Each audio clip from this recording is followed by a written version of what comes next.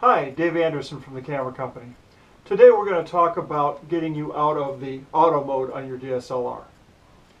Many of you have maybe just purchased a DSLR and started taking lots of pictures, and that's great. We applaud that. But many people ask, how can we take more control of our camera? And the fact is that your camera has a number of different built-in settings and ways for you to do that. We have, of course, the auto mode, which makes a DSLR a good big point and shoot. But then what we can do is go into program modes, shutter preferred, aperture preferred, or even manual modes. So in today's Tuesday tip, we're going to give you an overview of the program, shutter preferred, and aperture preferred mode. And on future videos, we're going to do a deeper dive on each of these modes as well as on the manual mode. But first, let's review the exposure triangle so that we know what we need to make a good, proper exposure. Okay, here we have the exposure triangle. In order to get a good exposure, you need to have a balance between three different elements. One, ISO, which represents how sensitive your sensor is to light. Shutter speed, how fast you're letting that light through the lens. And finally, aperture, how much light you're letting through the lens. So, real quick, ISO is how sensitive you are to light. An ISO 100 is less sensitive than, let's say, ISO 400, 800, or above. So if you're out in bright sunlight, you don't need as much light, so you can use a lower ISO number, maybe 100 or 200. If you go into a gymnasium or somewhere where it's darker, you're going to want to raise that ISO number and use something maybe 400, 800, or above. Your shutter speed is how fast you're capturing that image and letting that light come in and hit the sensor. So if you're doing a sporting event, you want a fast shutter speed. A fast shutter speed will freeze the action. So 1/500th of a second or greater is going to freeze the action, where a shutter speed of maybe 1/15th of a second or 1/30th of a second is going to be slower and blur your image. This is a technique you use when you're photographing waterfalls.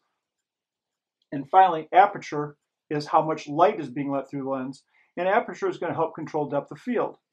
So an aperture of 1.8, which will let in quite a bit of light, is much bigger than an aperture of f8 or f16.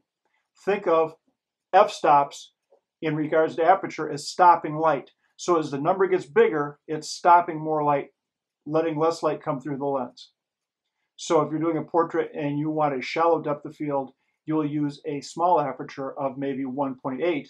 Where if you want a lot of depth of field, you would use an aperture of f8, 11, 16, or greater. Now, how does this all work with the different modes on our camera? Well, in our program mode, what the camera does is you select an ISO.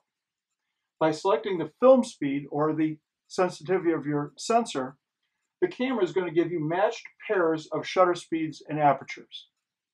You then select the shutter speed or aperture that you want for that particular image. If you're shooting a sporting event, of course, you're going to use a faster shutter speed. Let the camera then pick the aperture that goes with it. If you're shooting a portrait, you might want to have a lower f-stop, maybe 1.8, 2, 2.8, some more open lens, so it allows more light through, and then it's going to pick the appropriate shutter. These come up and are shown in the back of your camera or on the back of your camera as a matched pair, and you make that selection. Okay, now for shutter preferred. You pick the shutter speed, and the camera is going to pick the aperture for you. So if you're shooting a sporting event, you may pick a shutter speed of 1/500th of a second, maybe 1/1000th of a second, and then the camera is going to pick the appropriate aperture for you. If you were shooting an aperture preferred, the reverse is true. You pick the aperture and the camera will pick the shutter speed. So if you want to control your depth of field, you may want a very shallow depth of field. You would use a low f-stop of maybe 1.8 or 2. The camera then will pick the shutter speed for you. If you want to have greater depth of field, you may increase that to f8 or f11, and again, the camera will pick the shutter speed for you. So to recap, in program mode, you set an ISO, the camera gives you a combination, a set of pairs of shutter and aperture, and you select the one that you want based on your shooting situation. If you go into Shutter Preferred, you pick the shutter speed, the camera will pick the aperture. In Aperture Preferred, you pick the aperture, and then the camera will pick the shutter speed for you. These are all great methods for taking pictures. The bottom line is that you need to just practice, try each one out separately. As always, we at the camera company are here. We love to talk about photography. Come in and see us. We'll be happy to help you, show you how to set up your camera. If this tip was helpful, please follow us on Facebook, subscribe to our YouTube channel, and we're going to go into much deeper dives on each of these shooting methodologies on future videos. Thank you, and we'll see you on the next video.